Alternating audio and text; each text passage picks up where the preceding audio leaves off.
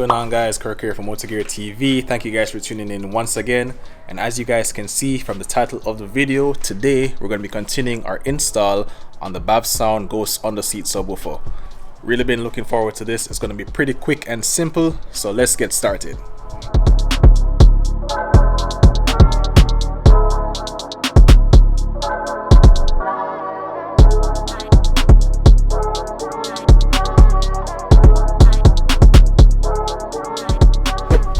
Alright, now as you guys would have seen from the previous Bavsound install, we went ahead and put in the Revenant Pro amp. Now that was a very good addition to the stock system, gave the tone and the frequency of the stock speakers a much better, crisper, punchier sound. But I do think we can take it a step further, and that's why we're going to be doing the Ghost Under Seat subwoofer today. As you guys can see, these are brand new in the box. Doesn't seem like there's too much to it as far as the installation is concerned. Now there are a few mounting points for this subwoofer, 1, 2, 3, 4, and it's going to have an electrical connector right here that's going to go into your stock system. Now for this install, I'm just going to go ahead and do install for one of the seats. Both sides are pretty much identical, so it doesn't make sense for me to repeat myself. But when everything is said and done, I'm going to give you guys a comparison test just to show you what the stock subwoofer sound like, and then compare it with a new upgraded sub. Now with everything Bavsound does, as I mentioned before, the quality is so on point.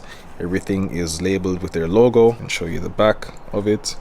Now this is their version 2 Ghost subwoofer. A little improvement from the previous gen. It should give a way better, punchier, deeper tone, especially when comparing it with the stock Harman Kardon subwoofer. Now I am interested in seeing how it's going to compare once we take out the stock sub. The size should be pretty similar, but at least it'll give us the chance to see what the differences are.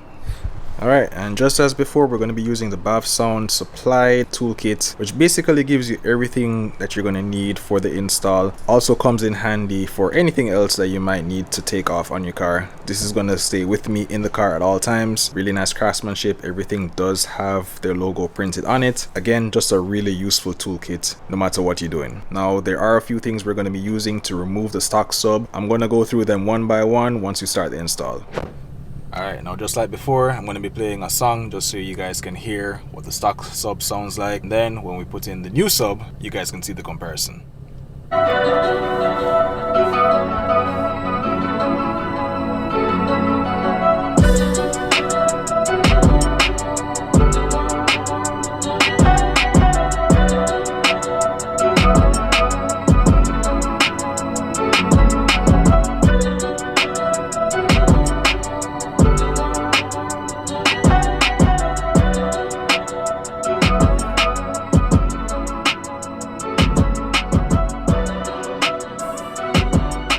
Alright, so not bad, especially when pairing it up with the new amp. Now with that out of the way, let's get the install started.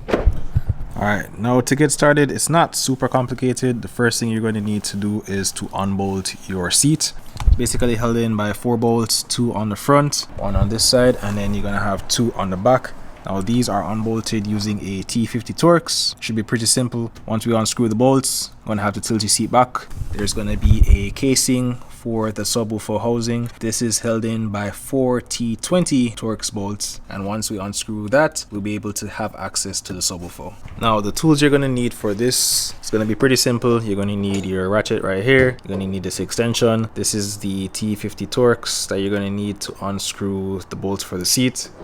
This is going to be the quarter drive you're going to use for your T20 Torx, and this is what you're going to use to unscrew the plate for the subwoofer housing. And then this is going to be another mini ratchet. You can use this to remove the screws in the back just because there isn't as much space. Really handy tool, and all this again is included with the kit. But other than that, yeah, these are going to be the 4 main tools you're going to need for the install. Nothing really complicated about it. So let's get started. Alright, so again, I'm going to get started with the T50 Torx. Going to unbolt the front bolts of the car first, and then we're going to go to the back. Alright, and there you have your first bolt. You're going to want to keep this in a safe place just so you don't lose it.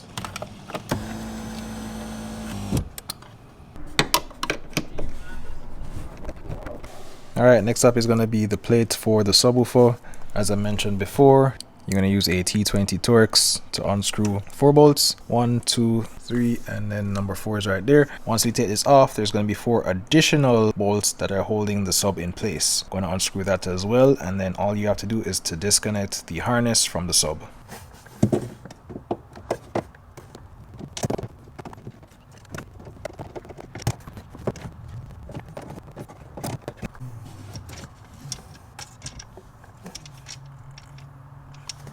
Alright, with the base plate removed, now you guys can see what the stock sub finally looks like. It is held in with some more bolts. It's going to be 4 on each corner using the same T20 Torx.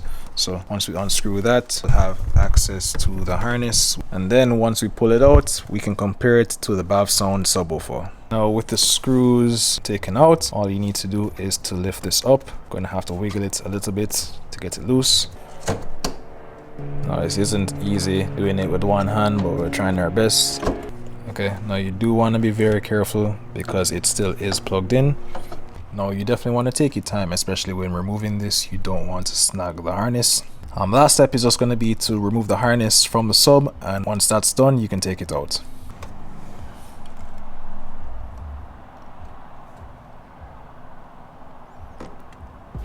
Alright, now we have both subs out, just so you guys can see a comparison. Size wise, it's about the same. I will turn it around just so you guys can kind of see. Now the construction of the stock sub does feel a bit flimsy when compared to the Bavsound version. As you guys can see, most of the construction on the stock sub seems like it's plastic. However, on the Bavsound system, that's real metal. It does seem a little bit beefier both in the construction and in the weight. This one does feel pretty light. Again, just wanted to show you physical comparison to both so you have a nice idea. And now back to the install.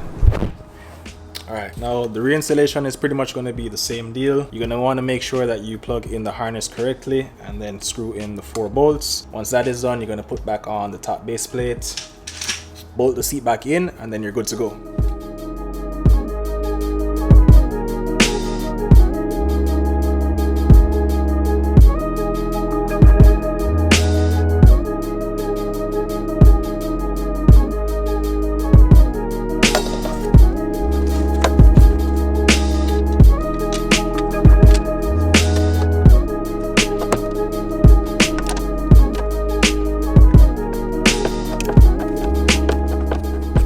Alright, now with the install completed, I know you guys want to hear exactly what this sounds like. Now Bavsound did recommend for us to give it a few days for the sub to break in. Now with that being said, I think it'd be a good time now to do a comparison with what the old sub sounded like in comparison to the new Bavsound Go sub.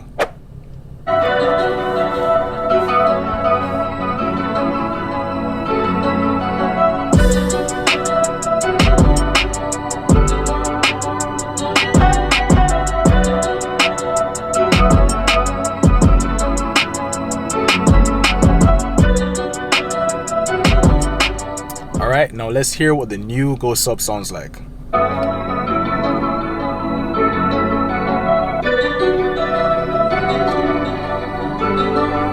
Gotta wait for the bass to kick in.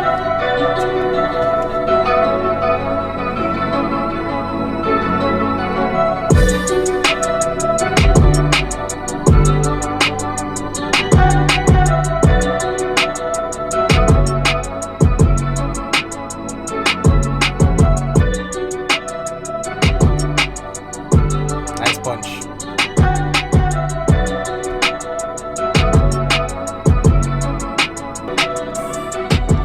All right, and there you guys have it. Pretty good difference. I am very pleased with how it turned out. The new Go sub does a really good job in increasing the bass output. I'm really happy with how it sounds. Everything seems to come alive, especially when paired with the Revenant amp. I'm super happy with how everything turned out. Again, it was a very simple, quick, easy install. Not a lot of hard work to it. Once again, big shout out to Bavsound for creating awesome products. Now, the last step in our process is going to be doing an install on their stage 1 speaker kit. That's where we're going to be swapping out all of the speakers in the doors, the midsection, and also the rear section of the car. So again, if you guys want to stay tuned to that, make sure you subscribe to MotoGear TV. We have a lot more coming for the M2. This is going to be probably one of the last aesthetic mods that we're going to be doing. Everything after this is going to be directly going into engine performance. We do have a few things lined up, so I hope you guys are excited. And if you guys have tried Bavsound products, let us know in the comments down below. Now, especially with this new sub install, you know the type of music I'm going to be listening to. But obviously we have to keep things copyright free, so that's why we had to use that comparison. So I hope you guys enjoyed that install and review. Make sure to stay tuned for more geared up content. We have a lot of surprises coming up for December, and also make sure you guys check out our new website, MotoGear Garage. If you guys haven't seen the new products that we're uploading, please make sure to go and check it out. But with that being said, thank you guys for tuning in. Once again, stay tuned for more geared up content, and until then, we're gone.